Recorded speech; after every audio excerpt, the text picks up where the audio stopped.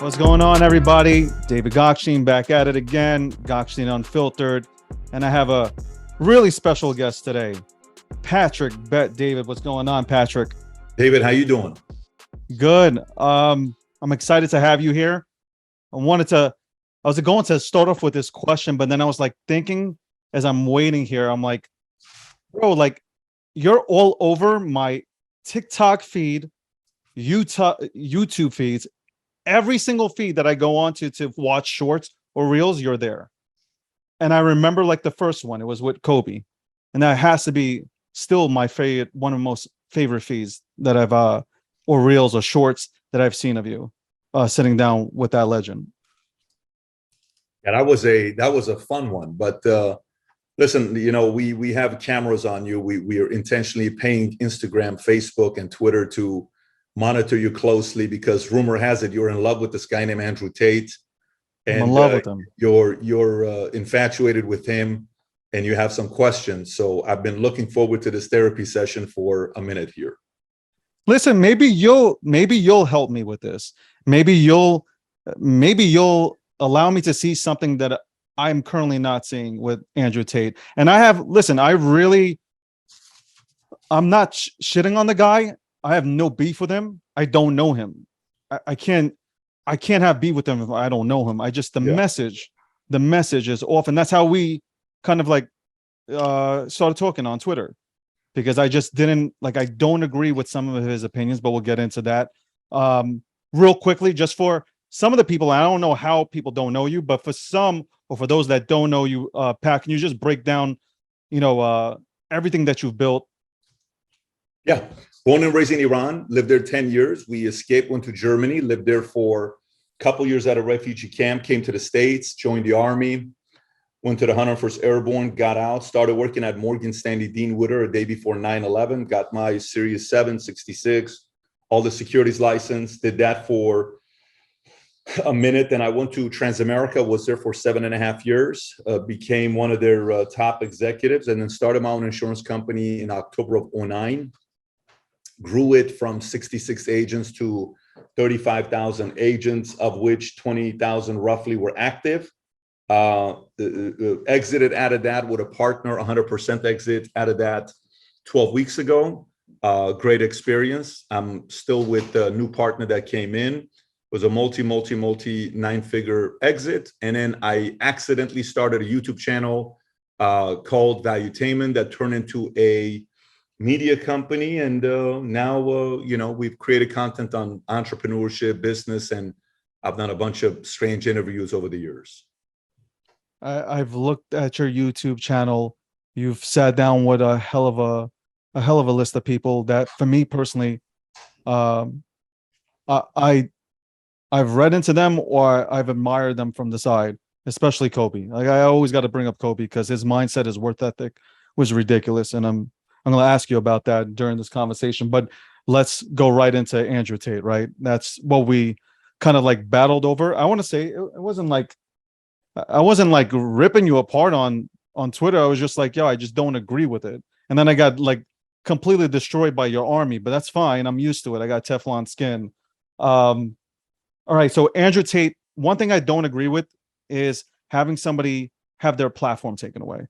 I'm not with that. I'm not with not allowing me to have a conversation with the other side. But I only agree with maybe 5% of what this guy says. The rest of it, it doesn't make sense to me. It just, I can't comprehend it. Maybe you'll just give me some sort of insight on what he's saying that's actually relevant and why I should be listening a little bit closer. But you sat down with the guy for 5 hours. Congratulations, because I can hardly sit for an hour. There are so many people that you can. What do you not agree with them? What part of what he says rubs you the wrong way? The women, first thing is women. Like when he speaks about women, he'll make a good point, Patrick, but then he'll go left, completely left on it. So he reminds me of Jonathan Peterson, but then he goes left. Like, he'll dumb it down for you. He'll dumb down what Jonathan Peterson says, right? But goes left with it. Jordan Peterson, you're saying. Jordan Peterson. Right. Apologies to Jordan. Yeah. Now and the chances of him coming on my show is next to none. But It's Jordan Peterson goes ahead. I watch, that's how I found Tate anyway. I watch you. I watch Peterson. I watch Les Brown. I watch a bunch of people that, provide like they're trying to inspire you. And here comes Tate talking about women belong in the kitchen. Help me out here. Maybe it's because I was raised by, women. 95% of my family is women. So maybe help me out here and understand, do we need it? Do we need Andrew Tate in this world? Let me ask you, did you ever subscribe to Playboy magazine? Yes. Really? Psych. I would say no. Actually, would figure out ways to find it. Never subscribed though. So did you ever get your hands on Playboy magazine? Yeah, absolutely, I did. Why did you? Well, I'm a man. Oh, really? Come on, Patrick. But how old were you when you actually bought Playboy magazine? What was the oldest you ever were? Is there a Playboy magazine sitting right in front of you right now, or no? Is there one around you? Okay, so what was the oldest you were when you bought a Playboy magazine? All truth on God, never bought Playboy magazine. I did have a friend whose father had a subscription to it, and literally would go over his house every single month to go and figure out who was the new girl on the cover. So, but I get where you're going with this. So I'm ready. What did you think about your friend's father that subscribed to such a chauvinistic, misogynistic magazine called Playboy? Come on, Patrick. But actually, for me, Playboy, they're showing off. For me, Playboy is showing off the beauty of women, right? Whereas maybe you could have said Hustlers. Hustlers, I would say is a little bit more ranchy than Playboy. So who's the founder of Hustler or Playboy? Who's the founder? Well, you have Hugh Hefner. Well, Hef, and then you have Larry Flint. That's right. So what were the two known for? What were the two known for? Are you comparing them to those Andrew Tate? Oh, even worse. No. Wait a minute. They were worse. They were not at Tate's level. They were worse. I mean, Hugh was a 75-year-old man with 25-year-old girlfriends, and you never complain about him. Hold on. But he didn't treat them hold on. There's he didn't go out on social media and say I'm dating a piece of meat and she belongs here and this one belongs there, and they know he wasn't doing that. So you like people lying to you? That's what you're tasting. No, I don't. Absolutely not. I don't like people lying to me. You sure? No, I don't. So you would rather have Andrew Tate make up stories that's going to make you feel comfortable and lie to your face, but behind closed doors, live that life, versus having somebody that actually tells you what they believe in and you dislike it and you're upset at it? Because when the stories are coming out about Hugh Hefner, there's a lot of rough stories about Hugh Hefner behind closed doors on how he treated the girls. I don't see you going after Hugh Hefner. And by the way, here's the part. I don't have any issue. I don't know what Hugh Hefner did. I've never partied at the Playboy Mansion. I partied a lot, but I never went to the Playboy Mansion. But if that's his taste and single women, younger, wanted to date him and they said yes, and if it wasn't forced, that's their choice. But you have the choice to either agree or disagree. I think the biggest challenge a lot of people are having today is the following thing. Here's the biggest challenge a lot of overly sensitive people are having, and they don't even know it. Most people secretly want to be lied to. Most people secretly want to be lied to. Most people would rather have somebody bullshit them and fill them up with flattery and all the basic mumbo jumbo nonsense rather than telling them the truth, because it's safer. And here's a guy that's getting up there and telling you exactly what he believes in, but because you disagree with them, you don't like it. So you do prefer people lying to you rather than telling you what they really believe in. I would disagree, because I would love people to confront me and tell me in my face and not stab me in the back, not hide shit from me. So I'm not, I'll have to disagree. My thing is that you have Tate and he gives off this. The things that I do like, the 5%, is he tells people to get off their ass, go work out, you know, do something with your life. That I'm okay with. Okay. But then the next 5 seconds after that, he's saying like, yo, it's okay to go ahead and, you know, like put a woman in the kitchen and all this shit. And at the end of the day, these young kids, because that's who's tuning into him, is you have young boys, 17, 18-year-olds tuning into him, listening to this message. They don't have Bugattis. They don't have Porsches. They don't have 14 other luxury sports cars outside of their crib. And he's telling them, go after that girl. Go after that girl. And they go after a girl who they probably really like. And that girl rejects them. And now these people are like, hold on, Tate. These boys are saying, Tate told me to do this. Tate told me to do exactly this. And I got rejected.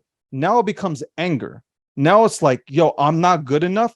Now I believe it becomes now these 18, 19, 20-year-old boys become violent towards women. Oh, that's my problem. God. Oh my Not everybody's a Tate. Oh my God. Okay, so But you can't agree with me on that? Man. Let me unpack a couple things for you. So you said 95% of people you were raised with were women. Did you have a father figure growing up or no? Yes. The father was in the picture. Father was always in the picture. He died 2.5 years ago. So sorry to hear. Was he tough on you? No, he taught me. He wasn't tough on me. My mom was tough on me.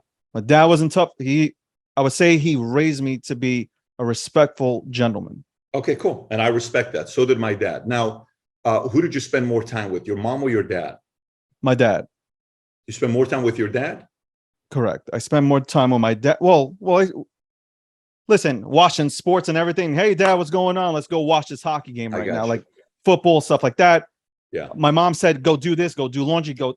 Listen, I did everything for everybody who I spend more time with. Obviously, you know, at the end of the day, to, you know, kick back and shoot the shit with is with my dad. Were you a guy that played organized sports, or did you ever go into the military or no? Okay. I played organized sports. Did you have tough coaches that kicked your ass, like really called you out and pushed you and challenged you? 100%. My coach told me, you are the best player on the team, but you're not a captain because you don't know what it means to have the C on your chest. All the way from, I was 11 years old. When I was told that, went home crying. Fantastic. So you've had tough leadership around you. Okay.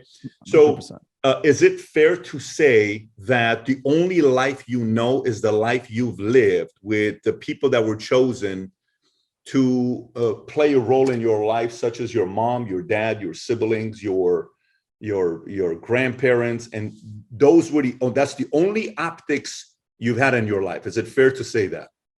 It's fair to say that. Well, also had really good friends. I would say I had a good base. Fantastic. So do you know what Tate's base was? No, I don't know. Okay. So I read a little bit about his dad. Yeah. But other than that, I don't know. So here's what I've come to understand. You know, when I decide to work with somebody in sales, or if I want to develop somebody into a leader within the company, I spend a lot of time learning about their upbringing, because I want to know what world they've been raised in, you know, who's influenced them more and why, what type of leadership worked for them. Tate's life is a very different life than the one you've lived. Okay. Tate's life was not as stable as yours. Tate's life wasn't as, you know, organized as yours. It wasn't maybe as, you know, structured and predictable as yours. You know, it just wasn't. So, you know, and he wasn't raised in the same environment that you were raised in. He was raised in different places, constant moving. Nothing was stable. It was, we're moving here, then we're moving here, then we're moving here, then we're moving here. And here's the other part. I'm sure 95% of the shit the guy's gone through, none of us know about, that has impacted his life. We don't know what that thing is. But whatever a person says, when he says a man, you know, a woman, you know, the whole kitchen thing that you're referencing, okay, he's saying that because maybe that's important to him. He's saying that maybe because that's what his dad taught him. And he's saying that because he feels that's a concern for him. That you agree with it? That the family nucleus is being broken apart. By the way, he has the right to believe that. And you have the right to fully disagree and say, you have no clue what you're talking about. Women should be able to go out there and do what they're doing, et cetera, et cetera. Now, I will give you some stats and some, stories for you to go out there and look at. I'm at my Vault conference. I have 2,000 people at this event, entrepreneurs from 200 plus industries, nearly 80 countries are at this event. And I'm asking everybody, what's a major life-changing decision you made last night? And it was a night of, we're going through a lot of different questions. A 37-year-old attractive Persian girl stands up with her sister sitting right next to her. When she stands up, everybody stops because she's, drop dead gorgeous. Just think about like a Kim Kardashian gorgeous. That's what she looks like, except she's Persian. So She gets up and she says, mine's very tough. I said, really, tell us.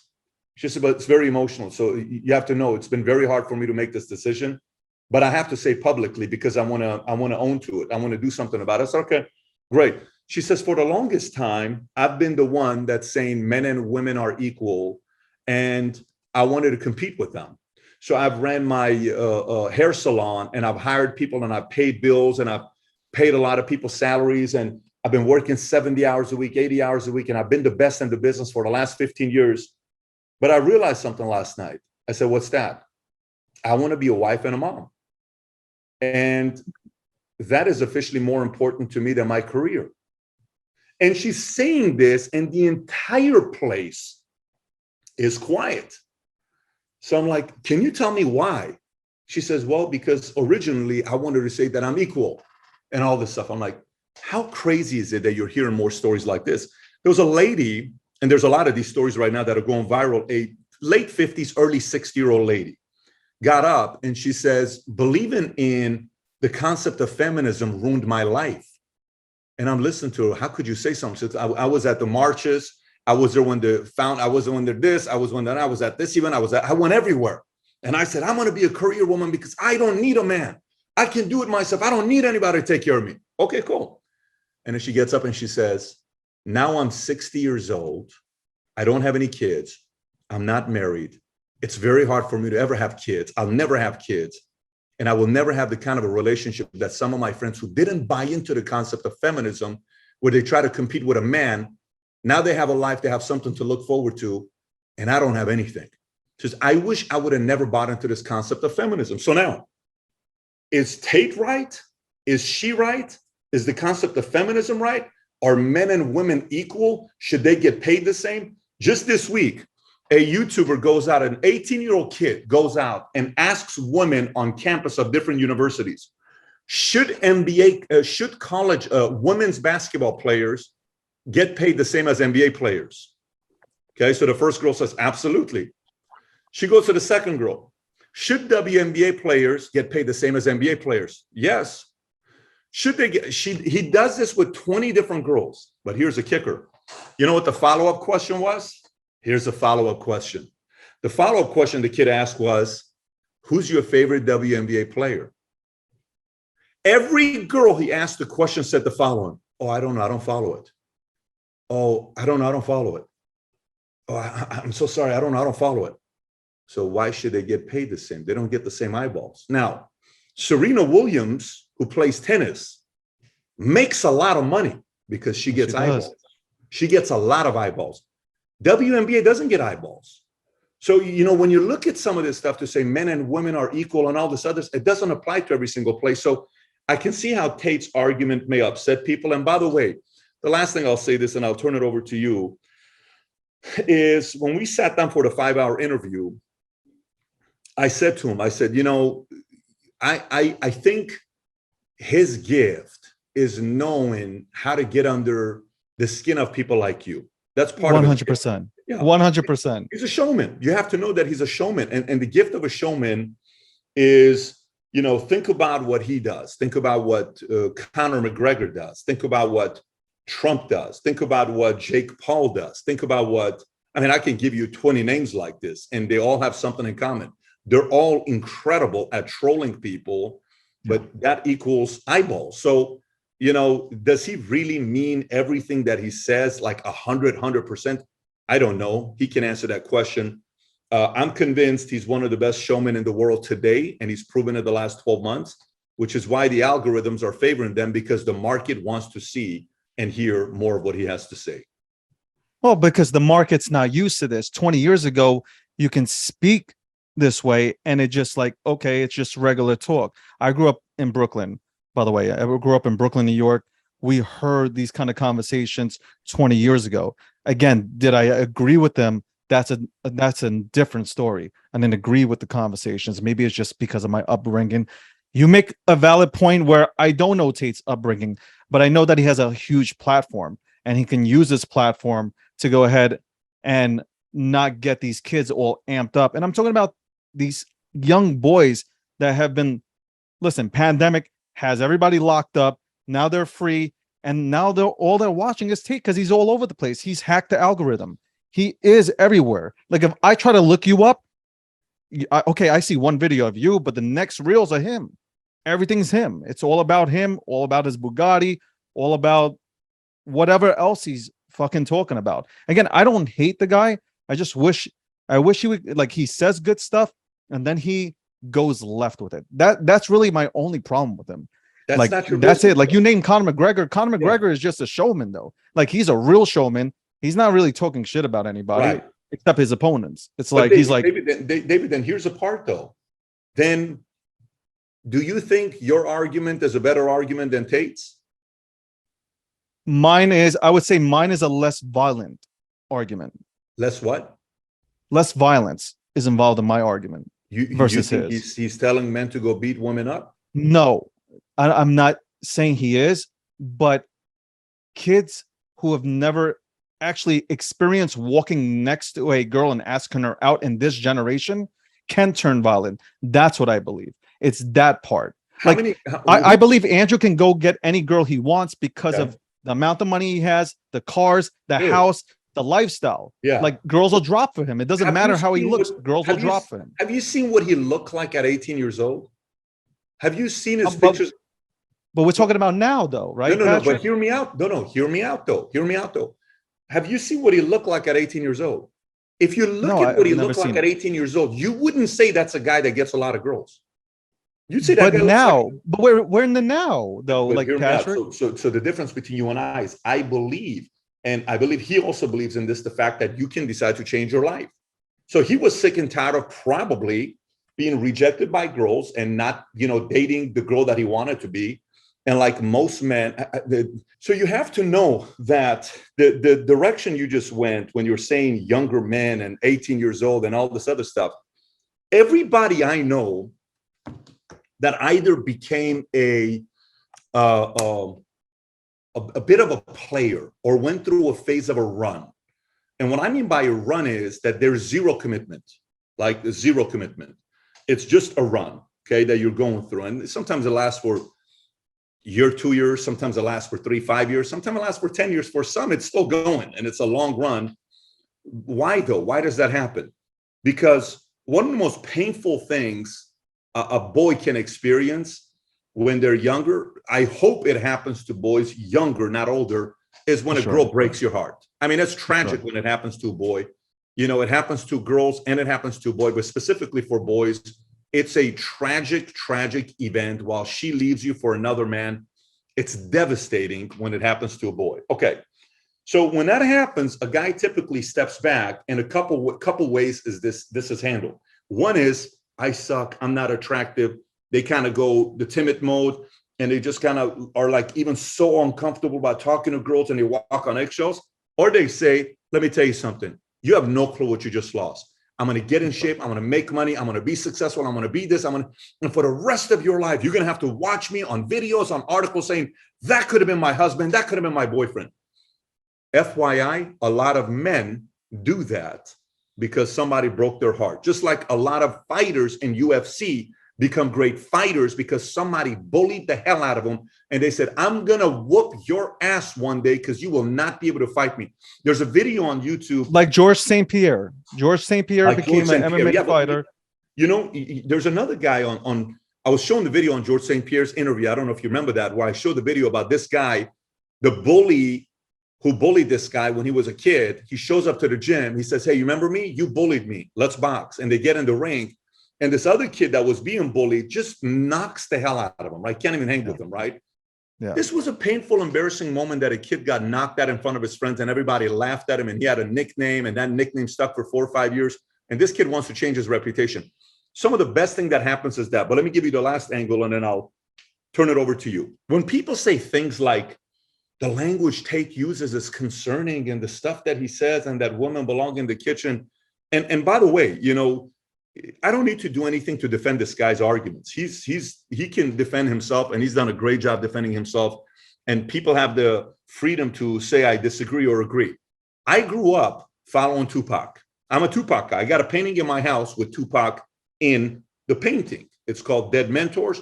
Tupac is standing to my right in the painting. I'm the only one that's alive, but he's to my right because Tupac had a big impact on my life. Have you ever listened to the song Hit 'Em Up? Of course. So you know how it starts? You know what he talks about? I can rhyme the whole song out. Okay. Have you ever listened to Bone Thugs and Harmony, Mo Murder?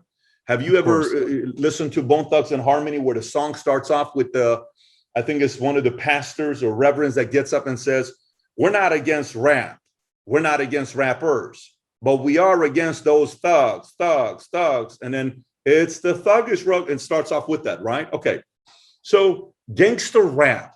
These video games of guys getting out, hey, throwing the bitch, hey, get in here, hey, I mean, if you listen to some of the languages of what we have in rap, you know, you would sit there and say, this is not how rap got started. Movies, video games.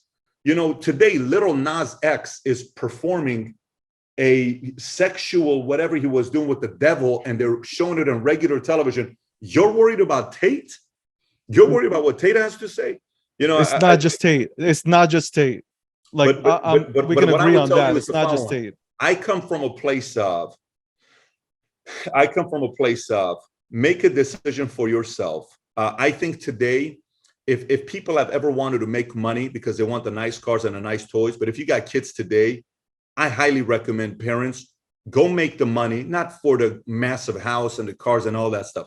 Make the money to put your kids in a private school that matches the values you want to raise your kids in.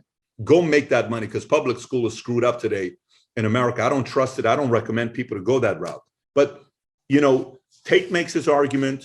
You get a chance to come back and say disagree. And if you have a good rebuttal, then the audience says, I agree with David. Then he says what he says. And then the market goes back and forth. And the market says, like, look at what Jake Paul did to Dana White. You don't pay your fighters enough. You don't pay your fighters enough. And then some people agree with Dana White, but some people agree with Jake Paul. Jake Paul made a good argument. Dana White made a good argument. Go build it if you think it's so easy. Someone's going to make a decision. So you have the right to say, I disagree with him. He's got the right to give his argument. I just think silencing him shows a sign of weakness, which that's what they shouldn't have done. Well, that we can agree with. That I agree with 100%. It doesn't allow me to engage with Andrew Tate. Like, even if I want to have a debate with Andrew Tate, I can't do it on social media because they took away his platforms. Now, if we are just one-sided and now debates, then it's just a fucking echo chamber and nobody wins and nobody gets educated on anything. And you can't even program your mind to the current society that we currently live in. So I agree with that. Like, I don't want to see him deplatform. I never wanted that. I can dislike anybody, or I always say I can dislike their message, but that doesn't mean that I want to see them banned. That is the worst thing that we can ever do to anybody, is take away their platform. Because, like, with Trump, right? I was going to lead into Trump, and I wanted to ask you a question about him. Like, taking away his platforms. Well, there's 73 million people voted for this guy, and you took away his platform. Like, what is that? What did you do there? All you did was you're going to make this person more interesting. Like, Logan Paul said that Andrew Tate was going to disappear by 2023 because he wouldn't be relevant anymore. Well, now he is. By deplatforming him, now he will continue to be relevant because people are going to seek him out. And to that, I want to ask you about Trump. And Trump, I wanted to ask you, do you believe, number one, that Trump is a good businessman? And two, do you think he did a hell of a job for us in the 4 years that he was in office? I think he's a good businessman. I mean, people have a different definition for a businessman. If somebody had a bankruptcy, they're like, oh, that guy's a bad businessman. If somebody had 2 or 3, oh, that person's a bad businessman. I want to say the average billionaire has had 3 bankruptcies or 2 bankruptcies. The number is something like that. So to become a billionaire, you have to know, we have 720 or 730 billionaires today. Whereas lower now since the market dropped. Let's say we have 700 billionaires in America today. Out of 700 billionaires that we have in America today, David, how many people you think were this close of being a billionaire and they took the one risk that was about to happen, but maybe they did it at a wrong time where the market tanked, COVID happened, something happened that hurt them? How many? If we got 700 billionaires, can we agree that maybe we got 70,000 people that were on their way to becoming a billionaire, but something happened and they, okay, perfect. So, man, it's very hard to be a billionaire, very hard.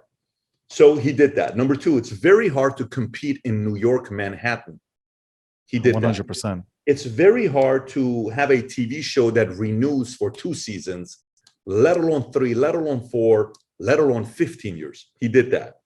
It's very hard to be a man who's always surrounded with beautiful women, and he did that. It's very hard for somebody to be interviewed on the biggest platforms in the world. Oprah Winfrey, everybody wanted this guy until he ran for office. He did that. Exactly. It's very hard for a guy to run a #1 best-selling book that stayed there for, I don't know, 10, 20 years. He did that. The Art of the Deal. The Art of the Deal. He did that. It's very hard to raise good kids nowadays. Out of his 5 kids, 4 of them seem like they have 3 of them seem like they have their stuff together. And one of them is more towards his second wife. And the third and last one, we don't know anything about. Barron. The only thing we know is going to be 7 feet tall, but we don't know what he's going to do. He did that, right? It's very hard to get Israel and Palestine. What? To agree 25 years? He did that. It's very hard to get ISIS to no longer appear, after every day we're talking about ISIS. He did that. So he did a lot of those things. Now, Trump has one massive flaw, in my opinion. And his one flaw is the following. Say you go into a bar, and when you go into a bar that's a packed bar, there's 1,000 people there. Let's just say it's the happening spot in town, no matter what town you're in. Before you make it to the bar, people are going to bump into you. 10, 20, 30 people are going to bump into you. Not intentionally, accidentally. They're going to bump into you. Accidentally, someone's going to have their hands touch your butt or touch you and all this stuff. The average person doesn't want to fight every one of them. The average person will only fight the one that intentionally touches their girl. They'll fight that guy, okay? For sure. Wherein Trump thinks everybody wants to fight him, and they don't. That's Trump's issue. Trump wants to fight everybody at the bar. Trump wants to fight everybody on Twitter that said one thing about him. Trump wants to go after every announcer, every, late night show host. He wants to go after everybody. You don't need to. That's their job. If he would have just fought the 1% of the 1% at your level, he would have probably not had the 90% of the problems that he has today. But, and again, the other part is if he watches something like this, he'll say, how long I've been myself? 74, 75 years. You think I'm going to take advice from you on how to live my life? Look where I'm at. And I don't blame him either that he doesn't want to take everyone's counsel.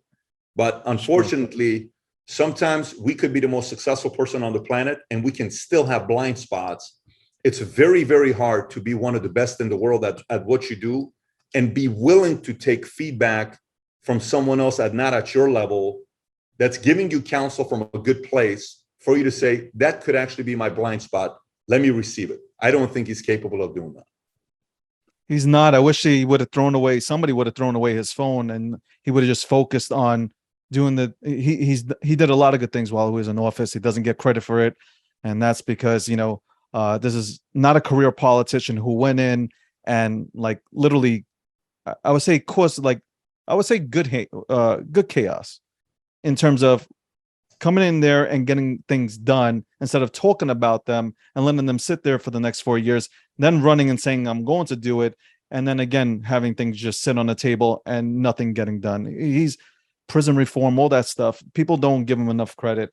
If he does run, uh, I'll say it's like almost controversial for me to say who I want to vote for, but I'd vote for him. So like, there it is. It See, can see, care I have less a if challenge it. with that, though. I have a challenge with you saying that.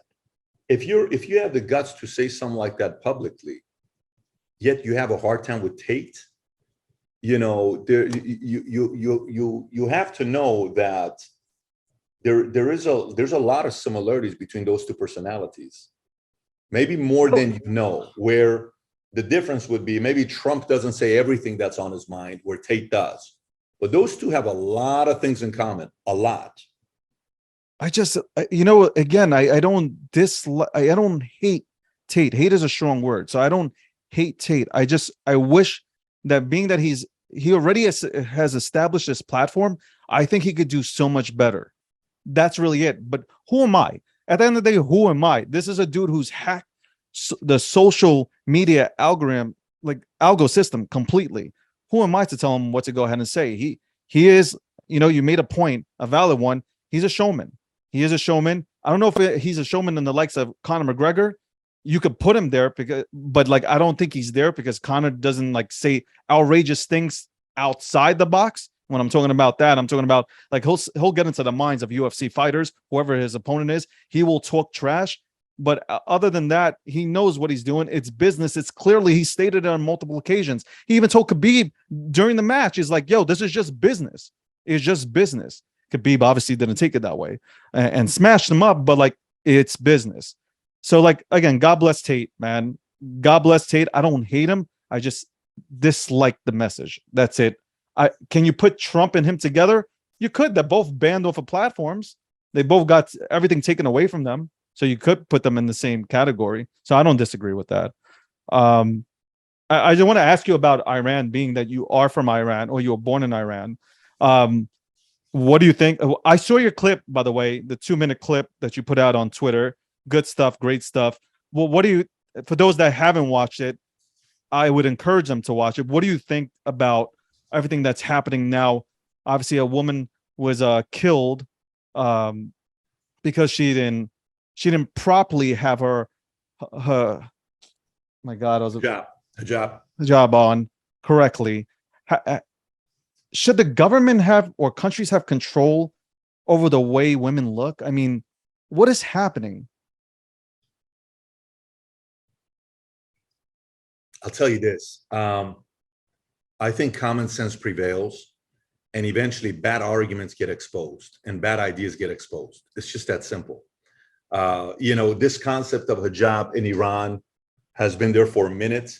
When the Shah was there, he got rid of it. When Khomeini came back in, he put it back on, I think March 8th of 1979, when Khomeini brought the hijab, because to him, a woman not having a hijab on, to him, means they're naked. And then after he passed away, it got a little bit looser in Iran.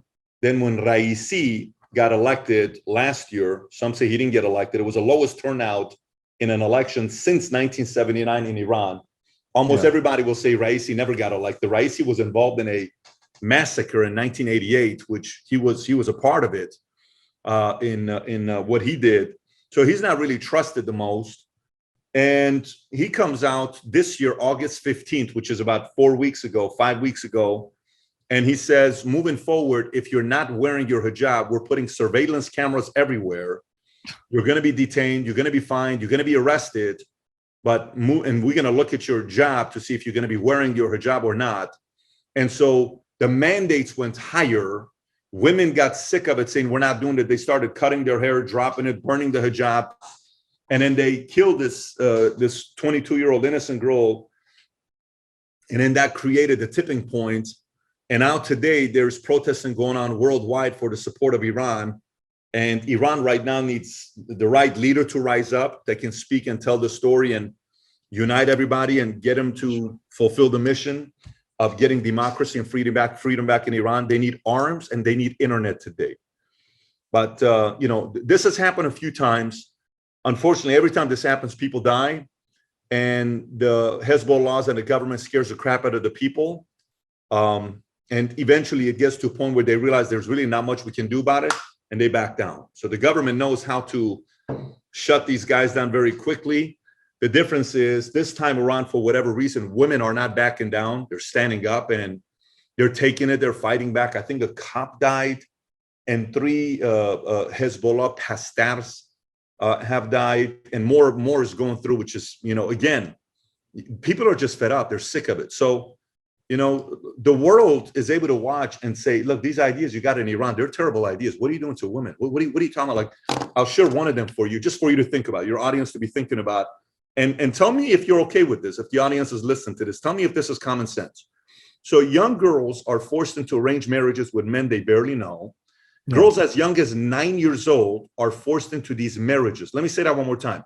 Girls as young as 9 years old in Iran are forced into these marriages that we're talking about. At the age seven, let me read this to you. At the age 7, girls are forced to wear headscarves to attend elementary school. They can't go to school if they don't comply. According to the Islamic law, if you kill someone, you have to pay some sort of atonement, meaning blood money, to the family of the victim. Now watch this. The money you have to pay for killing a woman is half the money you have to pay for killing a man. Okay? That's in Iran. Women don't have the rights to divorce their husbands. They're basically stuck in their marriages for as long as their husbands want. Men have the right to divorce their wives whenever they want. Being gay is illegal. The punishment for being gay in Iran, ready? Death penalty. Having a dog is illegal. You can't take your dog out for a walk. The police can literally take away your dog and kill it if they want to. They throw a stupid puberty ceremony when girls turn 9. They brainwash girls into, this is the day you turn into a woman, meaning you can get married. At age 9, they make them wear chador on that day and force us to say Islamic prayers. An Iranian man is allowed to have 4 wives at the same time. Iranian women be stoned, thrown stones until death if they are proven to have committed infidelity. Partying is illegal, dancing is illegal, singing is illegal for women. Women are not allowed to play musical instruments in public. Satellite TV is illegal. You can't go to the beach and sunbathe and swim with your entire family because it's illegal. I can go on and on and on and on. Wow. These are bad ideas. And bad ideas don't make it. So the good thing about social media is I just read these ideas to the average person that's watching right now. They're going to be saying, that can't be true. Well, then go do your own research. And then they do their own research. They're like, wow, that was actually true. Those are terrible ideas. And then eventually more people talk about it. Then those ideas get killed because we're making a lot of progress worldwide. So it's unfortunate what's going on, but I salute the courageous people that are going out there pushing the envelope, and eventually freedom is coming their way. I hope so. And I'm with you, man. I actually hope they overturn things over there. And it looks like it's being led by obviously the younger generation, and it's absolutely great to see that. So like, I do hope that country stabilizes with a real leader to go ahead and take them, to the right place into the future. Elon Musk says college degrees are pretty much worthless. He would hire somebody who studied a profession via YouTube and has real life experience in the field over someone who went to college and just memorized the shit to pass the class with a passing grade. You're an entrepreneur. You've been a successful businessman. What's your take on college and getting a degree? Because this will lead me into another question that I have for you. And let's exclude medical professionals and rocket scientists, because we know that you need to go to college for that shit. That's understandable. But excluding that, is college really that important right now? So the question becomes, people ask me, so Spab, all this stuff you say about school, are you going to ask your kids to go to school? Well, let's process that. All right. So number one, like you said, STEM, law, stuff like that. You got to go to college. You need to go to it. Phenomenal. Fantastic. Everything else, pretty much is being challenged today because, again, bad ideas get exposed. Colleges were originally started as a place to go get education, not as a profit place to go to, where today, what most people don't realize is, as much as people talk shit about McDonald's, these are rich, greedy people. Do you know how much McDonald's has in their bank account in cash savings? Less than $3 billion. It's crazy. Starbucks, less than $3 billion. Do you know how much Harvard has in their cash savings endowment? $60 billion. And they asked for $9 million in PPP loans. $60 billion is what Harvard has in endowments. That's almost the same as Facebook has, a $500 billion company. Oh, but the greedy ones are Facebook. It's McDonald's or Starbucks. I'm sorry. You're the greedy ones. You have the money. You're not even paying taxes for it.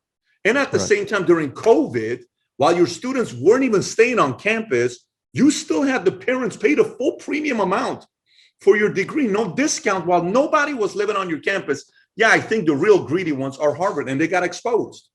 Yeah. And what happened during COVID, when people started noticing what Harvard was doing, what other places like that were doing, they said, listen, man, we're starting to see your real true colors.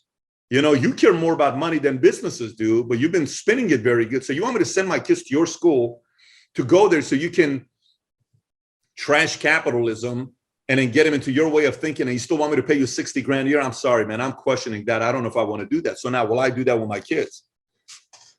My kids, if they play sports and say they get a full ride scholarship and they're good athletes and they can go to a sport to play, we're going to have that conversation. And if that's their dream, go for it. Yeah. If the kids, get accepted to great school to want to pursue whatever their careers are, where they can network with other kids, we will have that conversation. And if they want daddy's feedback, of course, if they're above 18, they get to make the decision themselves. But I'll be able to sit down and give them feedback on what to do. And from now, we're shaping their mindset on what's the right route to go through to go to school and build those relationships and those contacts. We'll have those types of conversations. But aside from that, when I'm hiring, I just hired 2 new people today that we're sitting down with. I couldn't tell you what college degree they got. All I know is one of the guys worked at HBO for 14 years and he did the finances for them. I know he worked at HBO, but I don't know what college they went to. The other guy that I just hired was a police officer for 15 years. He's had a radio show for 20 years and he was a realtor, but ask me what college he went to. I don't have a clue, but I can tell you he was a cop for 15 years. I can tell you he had a radio show for 20 years. I can tell you what nationality he is. I can tell you those types of things, but I can't tell you the college. And I'm an employer who hires a few hundred people every year. Okay. And I'm going through this regularly. So times have changed. The days of, and by the way, if I see a degree that somebody has a degree from a certain school, if I see a certain school, I kind of sit there and I'm like, ooh, this guy went to that school. So how do you feel about capitalism? What do you think about business? And what do you think about competition? What do you think about all this stuff?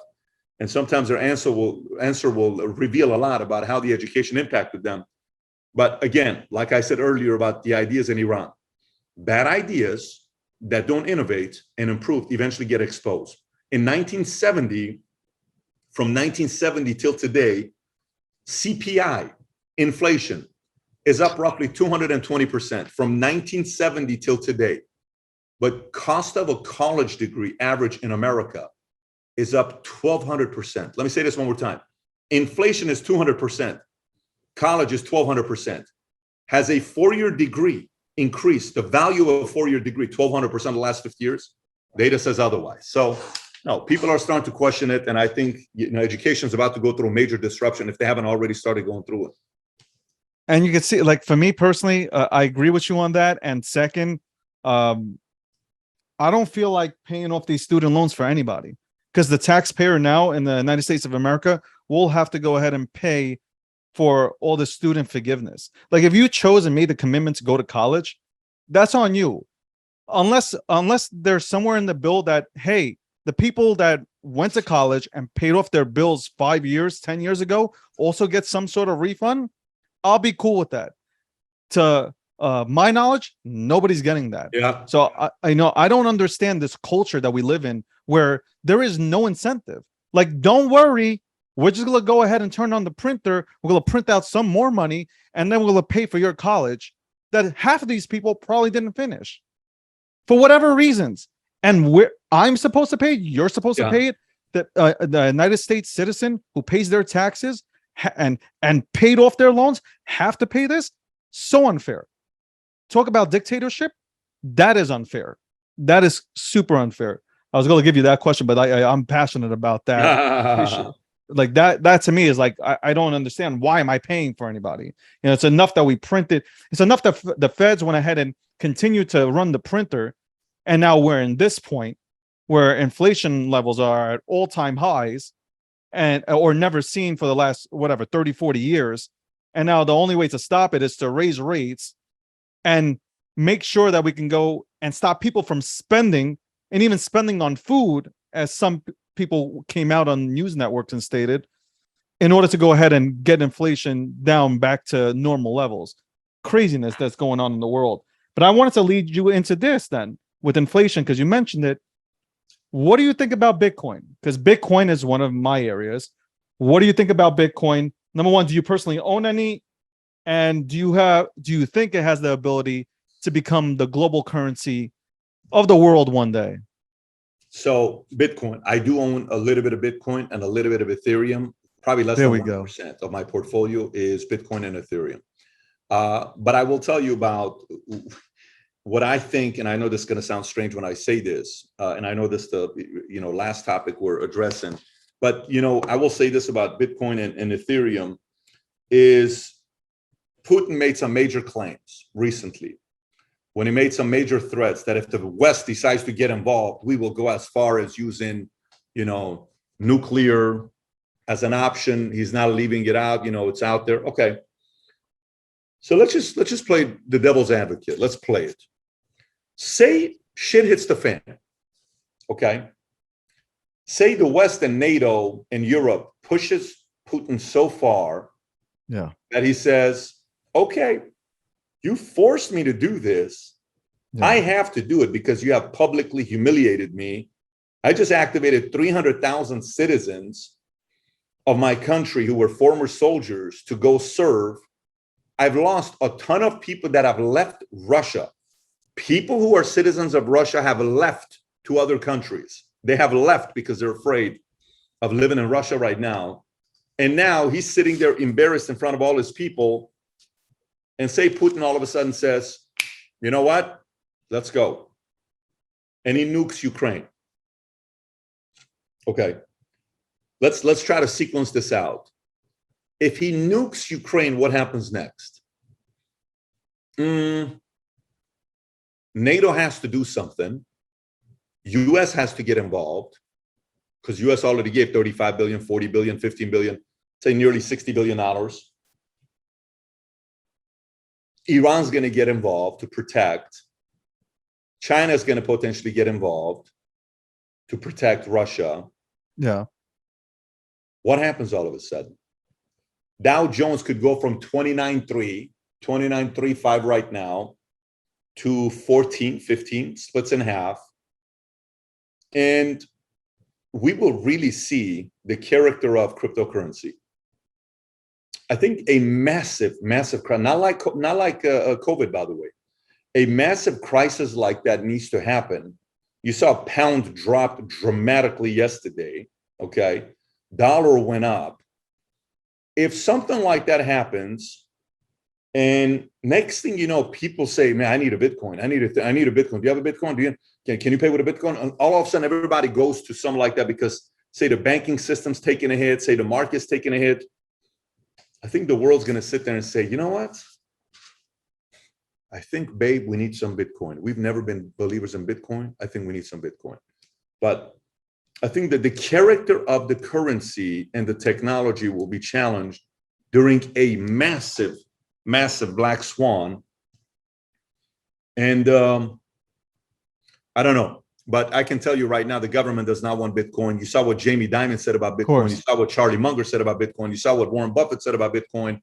Jamie Dimon's got a lot of credibility. Warren Buffett's got a lot of credibility. They're not for Bitcoin.